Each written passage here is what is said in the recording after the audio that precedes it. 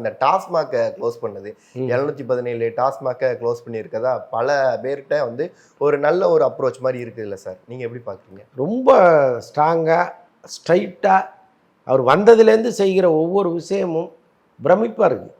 நீங்கள் இதற்கு முன்னாடி வந்து பல அரசுகள் டாஸ்மாகை ஒழிக்கிறோம் குறைக்கிறோம்லாம் சொல்லியிருக்காங்க, நம்ம கேட்டிருக்கோம். ஆனால் கண்ணுக்கு எதிர மக்கள் பார்க்கும்போதே ஒரு வேலையை செய்கிறது இருக்குல்ல, அதை இப்போ தான் நான் பார்க்குறேன். அதே மாதிரி வெறும் அறிவிப்போடு நிற்காம அது என்னாச்சுன்னு கேட்குறாரு.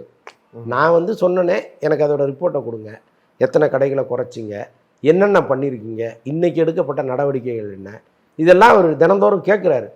ஸோ அதன் காரணமாக அதிகாரிகள் வந்து அமைதியெல்லாம் இருக்க முடியாது.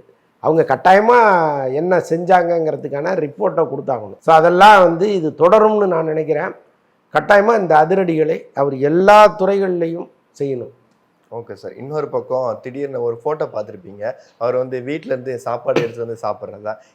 இல்லை, அவர் சாப்பிட்ற அந்த காட்சி வந்து ஏஐயில் செய்யப்பட்டது. ஸோ அதனால் அது வந்து ஒரிஜினல் ஃபோட்டோகிராஃபி கிடையாது.